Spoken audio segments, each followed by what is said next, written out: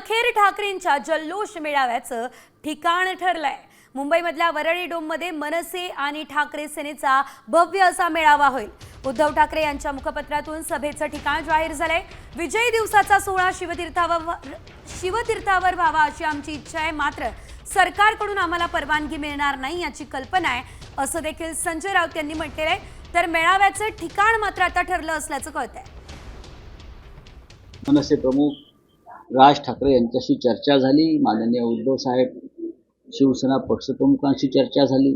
वरळीला जे डोम सभागृह आहे मोठं, तिथे हा सोहळा करावा। पण त्याचबरोबर शिवसेनेनं आधी शिवतीर्थ मिळावं या कार्यक्रमासाठी, यासाठी आम्ही विनंती अर्ज केलेला आहे।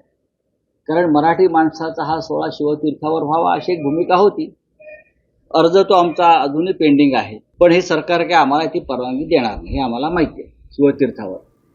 तर या संपूर्ण सोहळ्याची जबाबदारी नेमकी कुणाकुणावर असणार आहे आपण पाहतोय। त्यामध्ये पहिलं नाव संदीप देशपांडे यांचं देखील होतं। मनसेकडून आपण पाहिलं तर दुसरीकडे संजय राऊत, वरुण सरदेसाई, अनिल परब ठाकरे सेनेकडून आहेत। तर संदीप देशपांडे, बाळा नांदगावकर आणि नितीन सरदेसाई हे मनसेकडून नेते आहेत। या 6 नेत्यांवरती खरं तर 5 जुलैच्या मोर्चाची जल्लोष सभेची संपूर्ण जबाबदारी असेल। आता isakal.com आहे देशातील नंबर 1 ची मराठी न्यूज वेबसाईट।